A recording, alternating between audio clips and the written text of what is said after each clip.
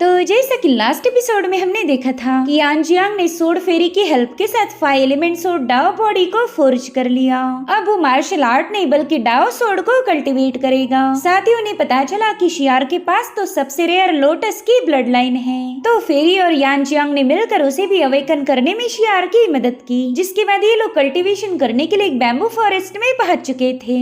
मगर तभी वहाँ पर एक डिमोनिक बीस्ट इन पर अटैक करने आ चुका था।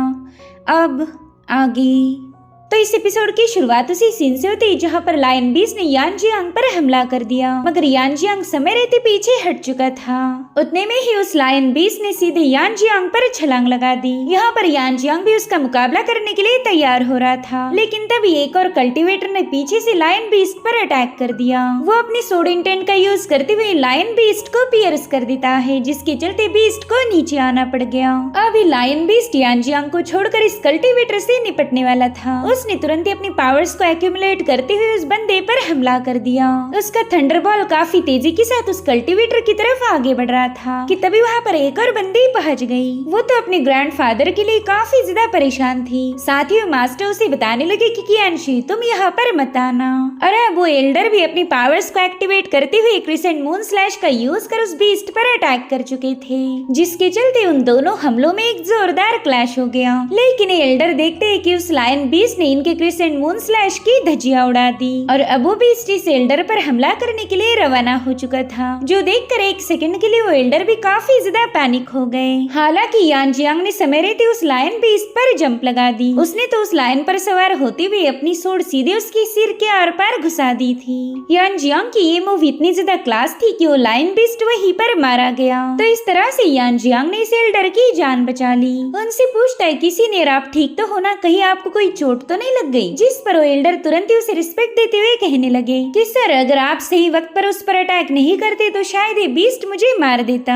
आपने तो आज मुझे प्रोटेक्ट किया, इसलिए मैं हमेशा आपका एहसानमंद रहूंगा। इतने बड़े एल्डर को अपने सामने सिर झुकाता हुआ देखकर यान जियांग को बिल्कुल भी अच्छा नहीं लग रहा था। वो कहता है सीनियर प्लीज मुझे थैंक्स मत बोलिए, ये तो मेरा फर्ज था। वैसे मुझे इस लायन बीस्ट के गोल्डन हॉर्न और उसकी कोर की जरूरत थी, तो अगर आप परमिशन दो तो क्या मैं इसे ले सकता हूँ? दरअसल इस एल्डर का नाम था सोंगशिया और उनके साथ ही उनकी ग्रैंड डॉटर कियानशी। एल्डर सोंगशिया यान जियांग से कह रही थी कि आप ही ने इस गोल्डन लायन को खत्म किया है, तो इस कोर और उसके हॉर्न पर आपका ही अधिकार है। प्लीज मुझसे परमिशन मांगकर मुझे शर्मिंदा मत कीजिए। जो सुनते साथ ही यान जियांग तुरंत ही उस गोल्डन लायन की कोर और उसके हॉर्न को निकाल लेता है। यहाँ पर एल्डर सोंगशिया कहने लगे कि मेरे ख्याल से तुम क्लाउड ड्रीम पवेलियन के कल्टीवेटर हो, क्या तुम भी यहाँ पर फ्लेम ग्रास की तलाश में आई थी? अब यान जियांग ने तो फ्लेम ग्रास का जिक्र ही पहली बार सुना था, इसलिए वो एल्डर सोंगशिया से इस ग्रास के बारे में पूछने लगा। तो एल्डर सोंग ने तुरंत ही उसे फ्लेम ग्रास दिखा दी। वो कह रही थी कि मुझे इस ग्रास की काफी ज्यादा जरूरत है ताकि मैं अपनी ग्रैंड डॉटर कियानशी को हील कर पाऊँ। अगर ये ग्रास हमें मिल जाए तो शायद हम कियानशी की जान बचा ले। तो क्या मैं ये फ्लेम ग्रास ले सकता हूँ?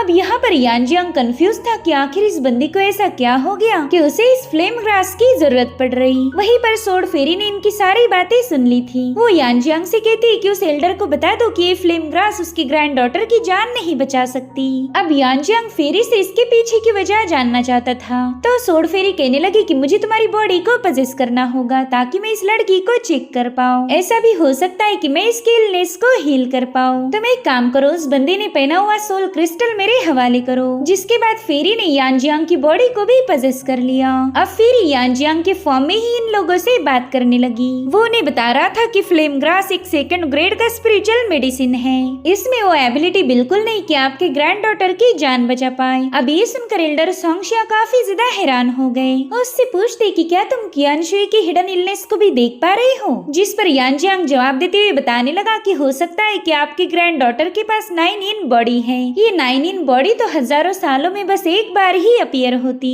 यानी कि ये बंदी नेचुरली गिफ्टेड है, लेकिन इसकी कल्टीवेशन लो होने की वजह से 9 इन फोर्स की बढ़ती हुई पावर को हैंडल नहीं कर पा रही, जिसके चलते 9 इन फोर्स इतनी ज्यादा इंक्रीज हो गई कि अब वो उसकी बोन मैरो तक पहुंच चुकी है। अगर इस फोर्स को अभी भी रोका नहीं गया तो शायद ये कियानशी को खत्म कर दे। ये सारी बातें सुनकर तो एल्डर सोंगशिया काफी ज्यादा हैरान थे। वो यान जियांग से कहते हैं कि आपने तो कियानशी की हिडन इलनेस को भी पहचान लिया। हमने कियानशी को हील करने की कई सारी कोशिशें की, लेकिन हर बार हम नाकाम रहे। क्या आपके पास कोई ऐसा रास्ता है जिसका यूज करके हम इसे ट्रीट कर पाए? जिस पर यान जियांग कह रहा था, हाँ बिल्कुल, मैं कियानशुई को हील करने में आपकी मदद कर सकता हूँ। बस उसके बदले में आपको कियानशुई ने पहना हुआ पेंडेंट मेरे हवाले करना होगा। वेल, क्रिस्टल मुझे काफी ज्यादा पसंद आया। तो कियानशुई ने तुरंत ही अपना पेंडेंट उतार कर सीधे यान जियांग के हवाले कर दिया। वेल, इस क्रिस्टल को हासिल करने के बाद सोड फेरी काफी ज्यादा खुश हो गई थी, जिसके बाद वो कियानशुई से कहती कि अपना हाथ मेरे हाथ में दो। यहाँ पर कियानशुई थोड़ा सा हेजिटेट कर रही थी, जो देखते ही सोड फेरी को हंसी आने लगी। अब जैसे ही कियानशुई ने अपना हाथ आगे बढ़ाया, यान जियांग उसे थाम लेता है।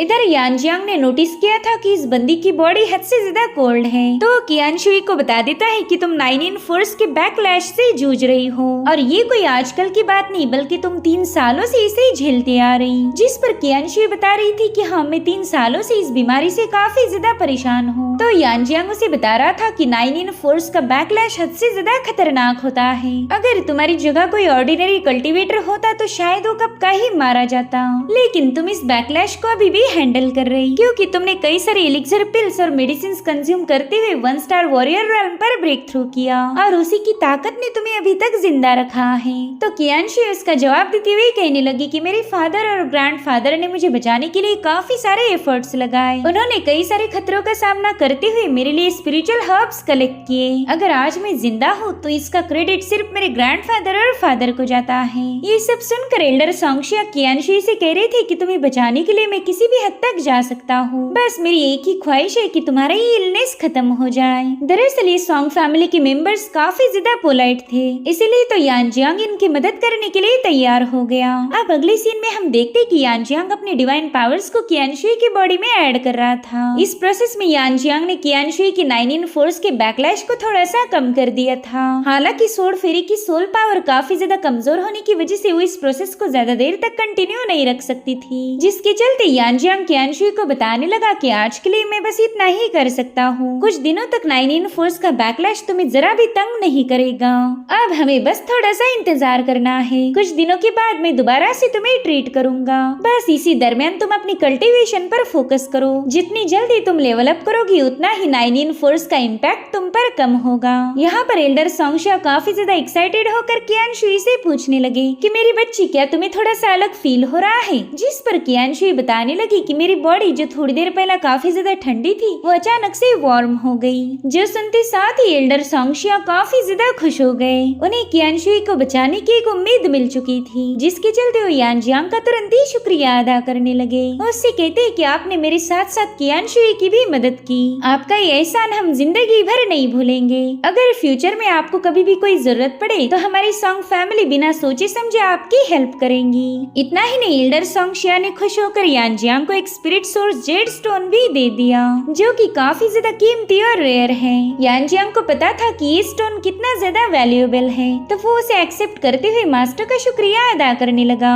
अब यहाँ पर कियानशुई यान जियांग से कहने लगी कि सीनियर, क्या आप अपना एड्रेस हमें बता सकते हो ताकि ट्रीटमेंट के लिए अगली बार हम आपके पास आ सकते हैं। जिस पर यान जियांग कहने लगा कि उससे तो अच्छा ये है कि आप एक कम्युनिकेशन बीड आपके पास रखो। ठीक 3 दिनों बाद आप इस कम्युनिकेशन बीड का यूज करके मुझसे कांटेक्ट करना। आपका पैगाम मिलते ही मैं तुरंत ही आपसे मिलने आ जाऊंगा। 3 दिनों के बाद हम आपके 9 इन फोर्स को एक्सट्रीम लेवल तक सप्रेस करने की कोशिश करेंगे, बस तब तक आपको अपनी कल्टीवेशन पर ध्यान देना होगा। जिस पर कियानशुई हाँ बोलती हुई तुरंत ही उस कम्युनिकेशन बीड को एक्सेप्ट कर लेती है, जिसके बाद यान जियांग तुरंत ही वहाँ से रवाना हो गया। इधर कियानशुई कह रही थी, सीनियर आपने तो मुझे अपना नाम ही नहीं बताया, लेकिन तब तक यान जियांग वहाँ से जा चुका था। अब अगले सीन में हम देखते हैं कि यान जियांग और सोड फेरी वापस से सेक्ट में आ चुके हैं। यहाँ पर सोड फेरी कियानशुई ने दिए हुए क्रिस्टल को रिफाइन कर रही थी, जिससे उनकी स्पिरिचुअल पावर काफी तेजी के साथ रिप्लेनिश हो गई। वहीं पर यान जियांग भी कल्टीवेशन करने बैठा हुआ था। यहाँ पर हम उसके 5 एलिमेंट सोड डाओ बॉडी को देख पाते हैं। साथ ही थोड़ी देर बाद वहाँ पर काफी स्ट्रॉन्ग स्पिरिचुअल एनर्जी फ्लो होने लगी और उसमें से 2 सोड फोर्ज हो चुकी थी। अब वो सोड से एक दूसरे के आसपास रिवॉल्व होते हुए तुरंत ही मर्ज हो गई। तो यान जियांग कल्टीवेशन से बाहर आकर उसी सोड का यूज करके एक स्लैश अटैक रिलीज कर चुका था, जो कि काफी ज्यादा शार्प और स्विफ्ट है। यहाँ पर सोड फेरी भी यान जियांग की तारीफें करने लगी। वो कहते ही, यान मैंने तो कभी इमेजिन भी नहीं किया था कि तुम इतनी जल्दी सोड फोर्स के 2nd लेवल पर ब्रेक थ्रू कर लोगे। मैंने कई सारे जीनियस को ट्रेनिंग दी है, लेकिन तुम उन सब से अलग हो। अगर तुम इसी स्पीड से आगे बढ़ते गए तो मेरे ख्याल से सिर्फ 1 साल के अंदर अंदर ही तुम सोड फोर्स के पिक रैंक पर पहुंच जाओगे। यहाँ पर यांजियांग अपने मास्टर से कहने लगा कि 5 एलिमेंट सोर्ड डाओ काफी ज्यादा प्रोफाउंड है। क्या आप मुझे सोर्ड डाओ और मार्शल आर्ट की डिवाइन टेक्निक का फर्क बता सकती हो? तो सोर्ड फेरी उसे बताने लगी कि 5 एलिमेंट सोर्ड डाओ में सेमी गॉड लेवल की डिवाइन टेक्निक है। अब ये सुनकर यांजियांग काफी ज्यादा हैरान हो गया। वो कह रहा था, मास्टर जहाँ तक मैं जानता हूँ मार्शल डिवाइन टेक्निक 4 हिस्सों में डिवाइडेड है, जिनमें होंगी heaven, earth, mystic and yellow. मैंने तो आज तक कभी इस गॉड लेवल का जिक्र भी नहीं सुना था। तो सोर्ड फेरी उसे एक्सप्लेन करने लगी कि 5 एलिमेंट सोर्ड डाओ काफी ज्यादा मिस्टीरियस है। अगर इसे की एक्सट्रीम लेवल तक कल्टीवेट किया जाए तो तुम्हारी सोर्ची काफी ज्यादा भयानक हो जाएगी। तुम्हारा एक ही स्लैश 9 प्रोविंसेस तक अपनी लाइट को फैला सकता है। यानी कि अगर तुमने यहाँ पर एक स्लैश रिलीज किया तो उसकी रोशनी को यहाँ से हजारों मीलों दूर लोग भी देख सकते हैं। वैसे तो मार्शल आर्ट में हेवन लेवल को काफी ज्यादा अहमियत दी जाती है, लेकिन अगर तुम सेमी गॉड लेवल पर पहुँच जाओ तो हेवन लेवल तुम्हारे सामने कुछ भी नहीं होगी। वैसे भी हेवन लेवल के कल्टीवेटर्स को ऐसा लगता है कि उन्हें कोई बीट नहीं कर सकता, लेकिन उस वक्त तुम उनसे 1000 गुना ज्यादा पावरफुल बन जाओगे। बस शर्त इतनी है कि तुम अपनी कल्टीवेशन पर फोकस करो। तुम्हें सिर्फ अपनी ग्रोथ पर ही ध्यान देना होगा। चलो जल्दी से गोल्डन लायन का हॉर्न और उसकी कोर बाहर निकाल लो। अब तुम्हें उसे भी रिफाइन करना होगा। अब तुम्हें पता चलेगा कि 5 एलिमेंट सोर्ड डाओ की पावर कितनी ज्यादा डोमिनेटिंग है। जो सुनते साथ ही यांजियांग ने गोल्डन लायन की डिमोनिक कोर को मास्टर के हवाले कर दिया। यहाँ पर मास्टर ने अपनी स्पिरिचुअल पावर्स का यूज करते हुए इस कोर को एक लायन में बदल दिया था। वेल इसी कोर में उस डिमोनिक बीस्ट की सारी पावर मौजूद थी और अब बस यांजियांग को उसे रिफाइन करना है। यहाँ पर मास्टर उसे बता रही थी कि तुम्हें इस गोल्डन लायन को निगलना होगा, इसके अलावा तो तुम इसे रिफाइन ही नहीं कर सकते। तो यांजियांग तुरंत ही उनकी बात मान जाता है। उसने फटाफट से उस गोल्डन लायन को स्वालो कर लिया। यहाँ पर मास्टर उसे बता रही थी कि चलो जल्दी से 5 एलिमेंट सोर्ड डाओ बॉडी को एक्टिवेट कर लो। तुम्हारी बॉडी में मौजूद 5 एलिमेंट्स इस रिफाइनिंग प्रोसेस में तुम्हारा साथ देंगे। तो यांजियांग तुरंत ही अपने मास्टर की इंस्ट्रक्शंस को फॉलो करने लगा। उसने जल्दी से अपने 5 एलिमेंट डाओ को बाहर निकाल लिया था। साथ ही साथ गोल्डन लायन भी वहाँ पर अपीयर हो जाता है, जो कि पहला तो रिफाइनिंग की प्रोसेस को रेजिस्ट कर रहा था, लेकिन 5 एलिमेंट की पावर के सामने उसकी एक न चली। वो 5 एलिमेंट्स गोल्डन लायन को रिफाइन होने पर मजबूर कर रहे थे, जिसके चलते फाइनली ये रिफाइनिंग की प्रोसेस पूरी हो गई। अब तो यांजियांग के पास एक बहुत ही पावरफुल गोल्डन लायन की पावर आ चुकी थी। यहाँ पर सोर्ड फेरी उससे पूछने लगी कि बताओ तुम्हें कैसा फील हो रहा। तो यांजियांग उन्हें बताने लगा कि मास्टर मुझे ऐसा फील हो रहा कि मेरी पावर काफी हद तक बढ़ चुकी है, इतनी ज्यादा कि मैं एक 6 स्टार के मार्शल वॉरियर का भी मुकाबला कर पाऊंगा। मैंने तो कभी इमेजिन भी नहीं किया था कि डिमोनिक कोर्स में ऐसी भयानक पावर होती है। अगर मैं ऐसी स्पीड से कल्टीवेट करता गया तो फिर टियानशिए का मुकाबला करना मेरे लिए बिल्कुल भी मुश्किल नहीं होने वाला। गाइस यहाँ पर यांजियांग उस बंदे का जिक्र कर रहा है जिसने यांजियांग की मेरिडियंस को ब्रेक किया था। अगर वो 2 साल कड़ी मेहनत करे तो टियानशिए जैसे पावरफुल कल्टीवेटर को भी आसानी से हरा पाएगा। उस बंदे की वजह से यांजियांग काफी ज्यादा ह्यूमिलेट हुआ था। टियानशिए ने उसके साथ जो किया यांजियांग उसका 1000 गुना ज्यादा वापस लौटाएगा। और इसी के साथ एपिसोड यहीं पर एंड हो जाता है। Thank you so much for watching. Bye bye, take care.